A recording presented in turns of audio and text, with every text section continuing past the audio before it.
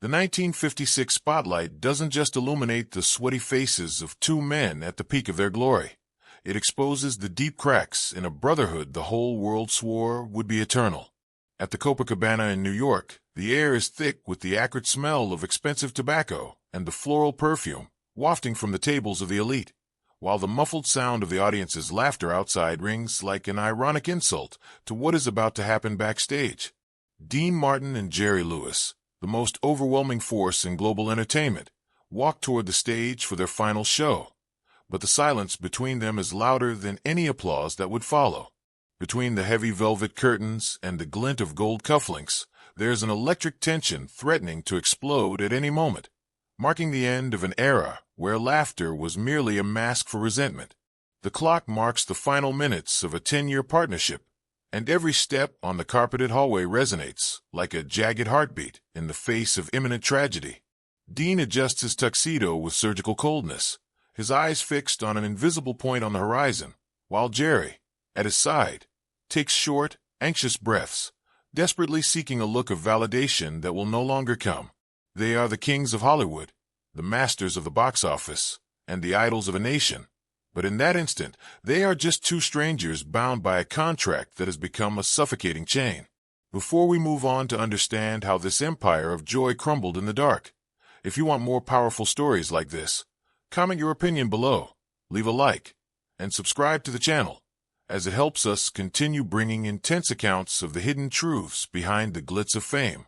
In 1946, the setting was the 500 Club in Atlantic City, a place where fate decided to cross the paths of a smoky bar singer and a comedian of frantic gestures.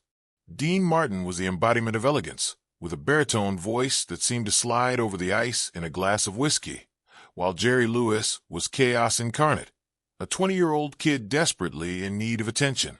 When they got together, the chemistry was immediate and inexplicable, an explosion of energy that shattered the barriers of traditional entertainment. They didn't follow scripts, they were the script, an improvised dance between the sophisticated everyman and the bumbling golden boy that captivated an America desperately seeking to forget the scars of the war. The world looked at them and saw the perfect friendship, a symbiosis where one filled the existential gaps of the other under the footlights. Success wasn't just fast, it was a tsunami that carried them from noisy nightclubs to the nerve center of Hollywood and onto the television screens of every American home. Dean, with his laid-back charm, served as the necessary anchor for Jerry's madness to find a safe harbor, creating a straight man and star dynamic that seemed balanced. In luxury hotels and on the front pages of newspapers, they were inseparable, living a life of excess, constant laughter, and an artistic productivity that generated millions of dollars for the studios. There was an initial purity in that relationship, a feeling that two strangers had found in each other the family that public life often denies. However, behind the silk curtains, the seeds of discord were already being planted by the sheer weight of the fame machine. As the 1950s rolled on, public perception began to tilt dangerously to one side, fueled by a press that sought to dissect the duo's genius. Jerry was labeled the creative genius, the engine driving the comedy, the visionary director behind the gags, while Dean was often reduced to a stylish accessory who just held the microphone. This social landscape of Hollywood, extremely competitive and cruel, began to erode Dean's self-perception. He felt more and more like a shadow in his own show. He wasn't just a backup. He was an artist with his own ambitions, but the system forced him to accept the role of a supporting character in the narrative of a Jerry Lewis, whose ego and control were growing. The constant social adulation surrounding Jerry began to create an invisible barrier between their two hotel beds. Dean Martin's emotional state turned into a desert of apathy and silent resentment, while Jerry plunged into an obsession with control that bordered on suffocation. For Jerry, the duo was his life, his identity, and his primary source of love. For Dean, it was becoming a gilded cage that reeked of professional disrespect. Tour dates became heavy burdens, and objects that once symbolized success, like signed scripts and movie cameras, were now triggers for heated arguments or icy silences. They were no longer the two kids sharing a sandwich backstage in Atlantic City, but a billion-dollar corporation where humanity was being drained.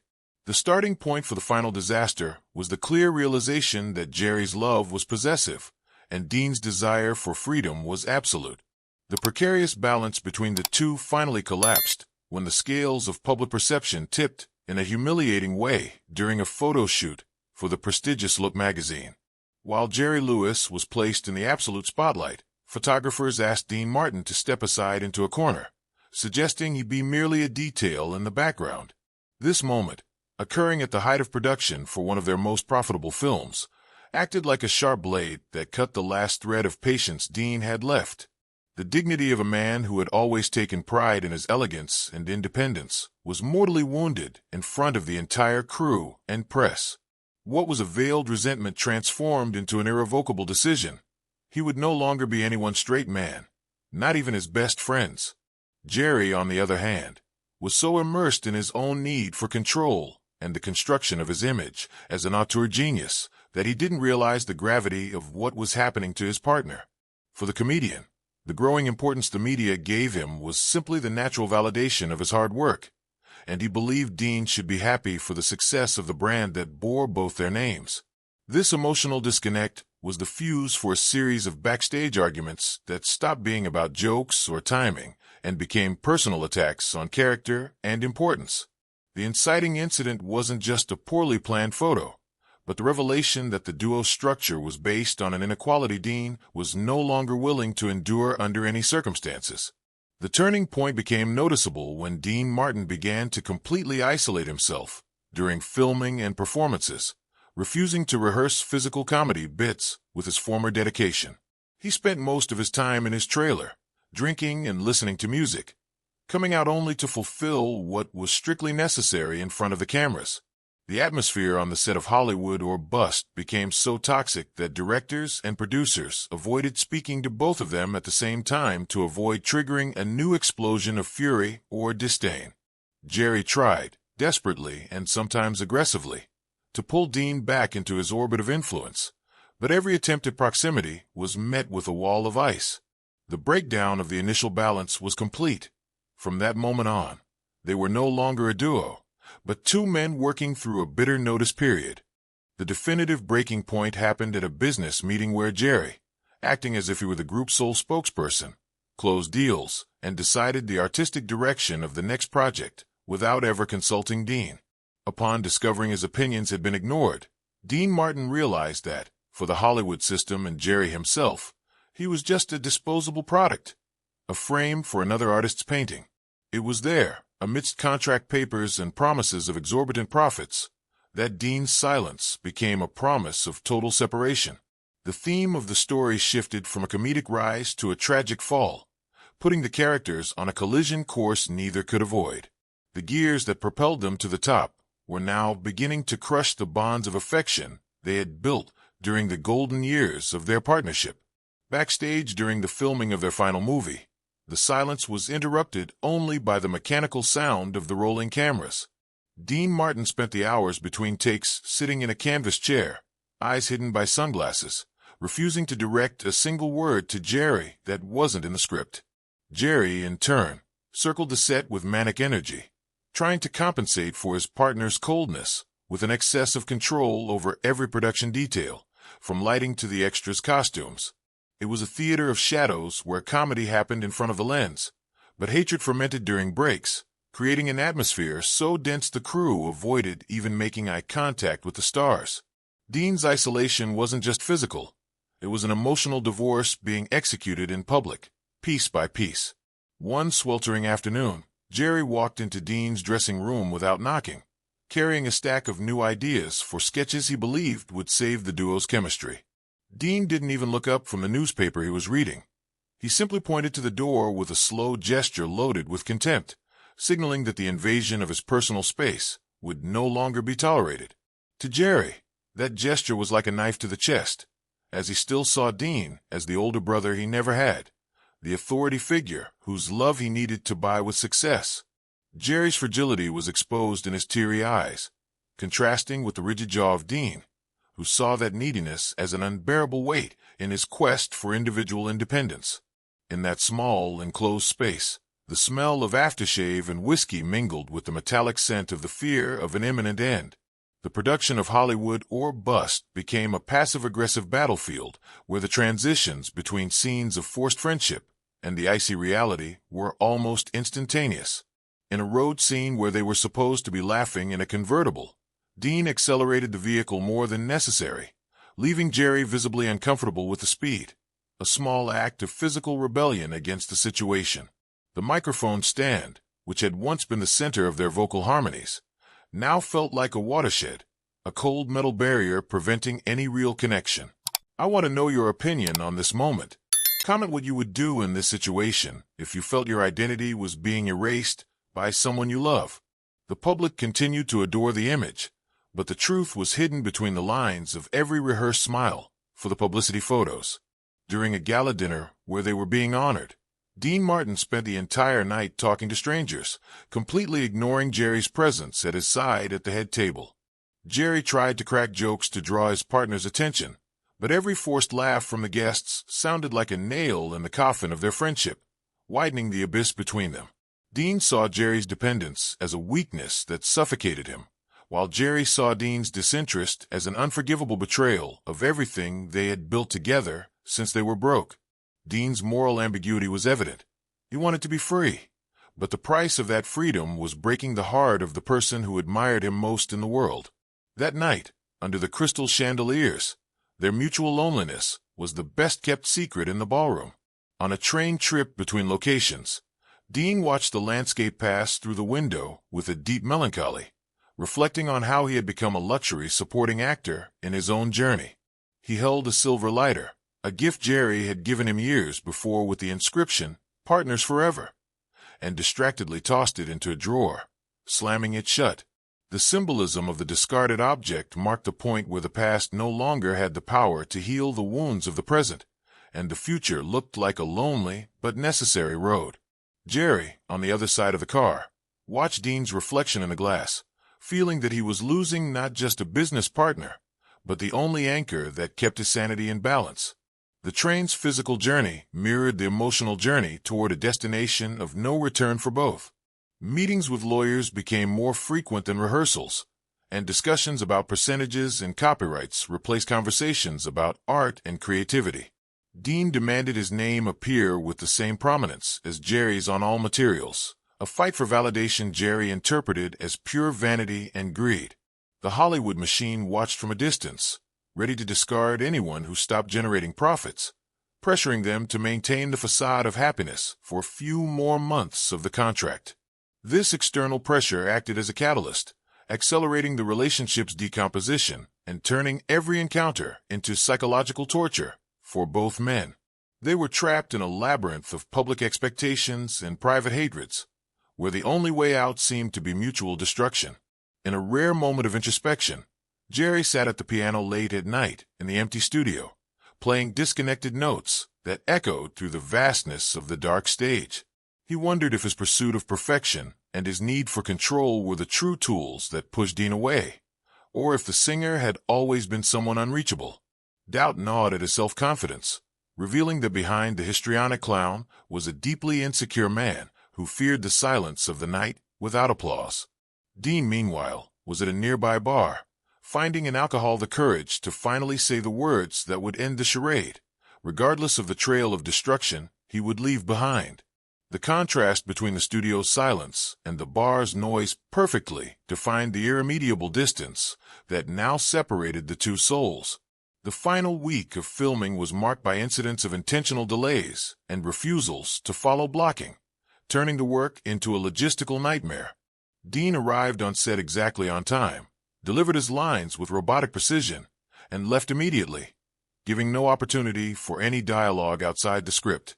Jerry tried to provoke reactions from Dean through aggressive improvisation during scenes, looking for any sign that his old partner was still there, but he received only a hollow stare. The tension was such that the other actors feared the moment the two had to touch or exchange close looks, as the negative electricity was almost tangible. The micro cliffhanger was set. Everyone knew the end was coming, but no one imagined how cruel Dean's final blow would be. In a micro scene in the dressing room, Dean watched Jerry cry quietly after an argument over a poorly executed joke, but instead of offering comfort, he simply wiped an imaginary smudge off his shoe. That coldness wasn't a lack of feeling, but a shell Dean built to avoid being swallowed by Jerry's emotional whirlpool, which he considered manipulative. Jerry saw in that apathy the confirmation of his worst fears. He was loved only for what he could produce, not for who he was as a human being.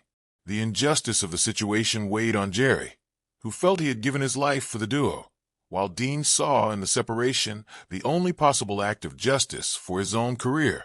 The complexity of this dynamic showed there were no villains or heroes, just two wounded men fighting for emotional survival. The transition to live performances at the Copacabana brought backstage fright, something they hadn't felt in years, but now for very different reasons. The fear wasn't about missing a joke, but that the audience would realize the magic had died and the laughter was now a false note in a broken symphony. Dean looked at the microphone as if it were a loaded gun, knowing that every word sung was a lie told to thousands of people who believed in their brotherhood. Jerry tried to use humor to hide the tremor in his hands, seeking in the stage the refuge he could no longer find in his private life with Dean. They were prisoners of their own fame, forced to perform joy while the mourning for their friendship had already begun in the dark wings. During a technical rehearsal, a microphone stand fell between them, making a piercing sound that echoed throughout the club's empty hall, symbolizing the definitive break in the communication channel. Dean didn't bother helping Jerry pick it up. He simply walked to the bar and ordered a drink, leaving his partner alone in the center of the stage with the broken object. This small, concrete detail summed up years of neglect and accumulated bitterness that now overflowed in gestures of brutal indifference. Jerry looked at the stand on the floor and saw his career's fate. He would have to learn to hold the microphone alone, without the support of the man he considered his other half. The atmosphere of desolation was complete, setting the stage for the dramatic escalation that would occur in the following hours. Shared loneliness became the central theme of their lives in the weeks leading up to the final show, with each living in his own bubble of pain and anticipation. Dean sought refuge in the idea of a solo career where he could be the sole master of his destiny, without carrying the burden of Jerry's eccentricities. Jerry, by contrast, spent sleepless nights reviewing videos of their old performances, trying to find the exact moment the spark in Dean's eyes had gone out. He searched for a logical explanation for an emotional disaster that had no logic, only the natural wear and tear of two incompatible personalities forced into too intimate a coexistence. Exhaustion was visible on their faces, a fatigue that even the heaviest makeup couldn't hide from the watchful eyes of those who knew them. In an introspective scene, Dean Martin wrote a letter to his family mentioning the relief he felt at finally getting out from under the thumb of a genius, revealing the weight of his humiliation. He didn't hate Jerry for who he was, but for what Jerry forced him to be. A prop, a sidekick, a man without his own voice in the narrative of success. This revelation of his internal motivation humanized his coldness, showing that his attitude was a desperate cry for self-respect in a world that saw him as an accessory. For Dean, destroying the duo was an act of self-defense, a necessary surgery to remove a tumor that was killing his artistic identity. He was ready to burn all bridges, as long as it meant he could finally walk alone. In the dressing room, Jerry found an old radio script from 1948, when they were still young and full of dreams, and pressed it against his chest like a sacred relic. He remembered the nights they shared a cheap hotel room and laughed until dawn about the silly things they would do once they were rich and famous. The irony of achieving everything they dreamed of only to lose what was most valuable, their friendship, was a pain Jerry couldn't process rationally. He realized that fame was a cruel goddess demanding human sacrifice, and that he and Dean were the victims offered on the altar of global entertainment. The symbolic object, the paper yellowed by time, was the last link to an innocence that would never be recovered. Transitions between the glare of the footlights and the shadows of the corridors became increasingly rapid, creating a rhythmic montage effect that accelerated the narrative time. One moment they were being cheered by a frenzied crowd, and the next, they were in an elevator in absolute silence, avoiding even breathing too loudly. This alternation between public pique and private misery built an unbearable tension that the Copacabana audience began to sense through small glitches in the comic timing. The world was watching a myth crumble, and the morbid curiosity about the duo's end only increased the weight on the two comedians' shoulders. The countdown to the final explosion had begun, and nothing in the world could stop it now. The last micro scene before the final escalation shows Dean Martin looking at himself in the dressing room mirror, wiping sweat from his forehead with a white silk handkerchief, while Jerry enters the room for their last conversation. The reflection in the mirror showed two men aged by pressure, whose comedy masks were so worn they no longer hid the underlying tragedy. There was no more room for negotiations, pleas, or apologies. The time for kind words had ended long ago, leaving only room for the naked truth. Dean tucked away the handkerchief, stood up, and faced Jerry, not with anger, but with an icy determination that was far scarier than any shout. The stage was set for the verbal confrontation that would change entertainment history forever and leave an eternal scar on both. The atmosphere at the Copacabana on the night of July 24th, 1956, was not one of celebration, but of a luxury funeral where everyone knew the deceased, but no one wanted to admit the death. The club's air conditioning seemed unable to cool the tension emanating from the main dressing room, where the silence was broken only by the rhythmic sound of Dean tapping his lighter against his palm. Outside, the line for the show wrapped around the block, with fans eager to witness what the press was already announcing as the final act of a golden era. The urgency was palpable. Agents and lawyers circled like vultures in the hallways, whispering about termination clauses and contract fines, while the two protagonists isolated themselves in their own abysses. Every passing second increased the emotional pressure, transforming success into an iron cage about to be imploded from within. Jerry Lewis felt the weight of a profound injustice, believing his effort to elevate the duo to the level of creative genius should be a reason for gratitude, not divorce. He saw Dean's coldness not as a quest for autonomy, but as a deliberate abandonment at a time when he felt most vulnerable and dependent on that partnership. The emotional pressure on Jerry manifested in a constant trembling of his hands, which he tried to hide by obsessively adjusting his bow tie in front of a mirror that seemed to return a distorted image. He wanted to scream. He wanted to demand explanations, but the fear of hearing the final truth kept him in a state of anxious paralysis.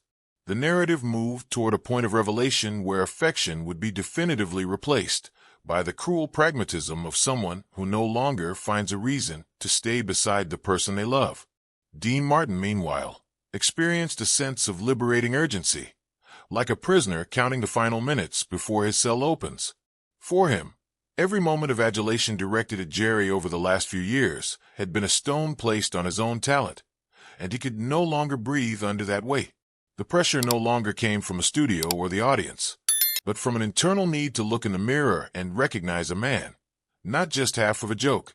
He watched Jerry with a mixture of pity and irritation, seeing in his partner's anguish an attempt at emotional manipulation that no longer worked on his determined mind. The revelation that the brotherhood was, in fact, a toxic symbiosis made the separation not just a desire, but a matter of psychological and professional survival for the singer. The connection between past events and the looming end created a sense of inevitability that hung over the entire club production team. Waiters served tables with restrained gestures, orchestra musicians tuned their instruments with unusual solemnity, and even the owner of the Copacabana avoided entering the dressing room to avoid being hit by the radiation of the conflict. There was a collective expectation for a culminating moment, an almost morbid desire to see how two entertainment gods would fall from Olympus to the earthly reality of common hatred. The perceived injustice on both sides fed the fire of an argument that no longer even needed words to happen. The mood was that of a cold war about to become an open and devastating conflict. Nothing said in the last 10 years could prepare the two for the weight of what would be said in the next 10 minutes of forced intimacy. As the signal for the show's start rang out, the emotional pressure reached its saturation point, making the oxygen in the dressing room thin and heavy. Jerry approached Dean in a final, desperate attempt at reconciliation, his pleading eyes searching for a crack of humanity in his partner's armor. He touched Dean's shoulder, a gesture that once meant complicity and support, but was now felt as an intolerable invasion of space. Jerry's urgency to save the relationship collided head-on with Dean's urgency to destroy it, creating an emotional vacuum that sucked all the energy out of the room. The final revelation was ripe, ready to fall like rotten fruit from a tree that no longer gave life, only shade and bitterness to those trying to shelter under its dry branches. The build-up of expectation for the climax was sustained by a series of small visual confrontations and punishing silences preceding the opening of the curtains. The audience, ignorant of the storm occurring just a few feet away, began rhythmic clapping, demanding the presence of the idols they believed were the best friends in the world. This contrast between external adoration and internal devastation increased the dramatic urgency, placing Dean and Jerry in a position where the mask could no longer be maintained. They were at the limit of sanity and professional decency, ready to trade a lifetime's glory for a moment of brutal and destructive honesty. The stage was set, the lights were on, and the abyss between them was now an impassable ocean of accumulated grievances that would finally find its voice in the backstage darkness. The air in the final dressing room at the Copacabana seemed to have been sucked out by a vacuum of resentment when Jerry, with a choked voice and eyes red from an exhaustion that transcended the physical, begged for an explanation that made sense of his crumbling world. He grabbed Dean's arm, not as a partner, but as a castaway clinging to the wreckage of a ship he himself helped sink with his obsession. "Why are you doing this to us, Dean?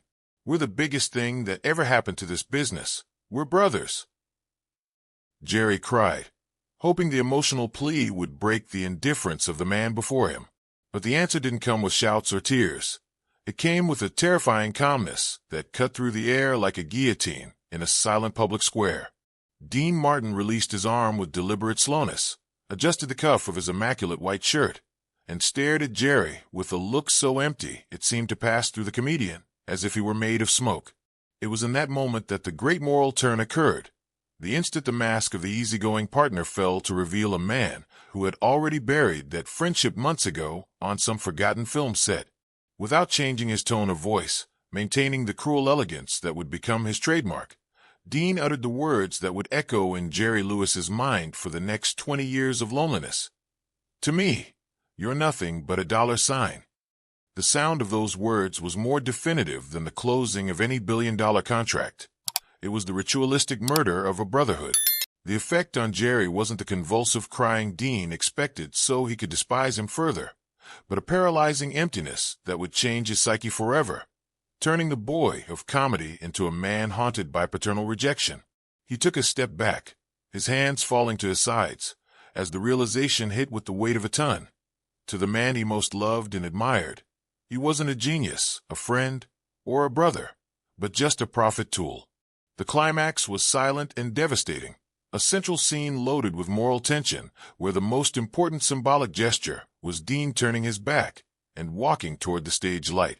In that second, the glare of the footlights became the final border between a glorious past and a future marked by a black hole in his chest. They went on stage, and for an hour, the world saw comedic perfection for the last time. But behind every joke and every song, Dean's phrase pulsed like an open wound in the center of the Copacabana stage. The climax was unforgettable because it revealed the naked truth behind the clown's mask. The most successful comedy in history had been built on the fragile foundation of a need for love that met a wall of ice. When the curtains finally closed and the frenzied applause took over the room, they didn't look at each other, didn't hug, and didn't exchange a single word of farewell. The public triumph was the setting for the most absolute private defeat, leaving the audience in ecstasy while, backstage, what remained of Martin and Lewis was only dust and the echo of one last cruel sentence.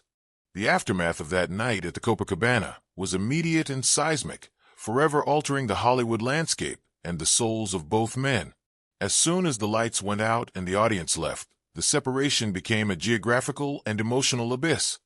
Dean Martin headed to Las Vegas to reinvent his image as the ultimate solo sultan of cool, while Jerry Lewis plunged into a feverish and solitary productivity, trying to prove to the world, and to himself, that his value was not merely financial. The environment that once celebrated them as an indivisible unit now watched the construction of two distinct kingdoms, where the other's name was forbidden to be mentioned. The silence that followed was not one of peace, but of an unprocessed grief that would last 2 decades, turning the world's greatest duo into a bitter memory kept in yellowed newspaper archives.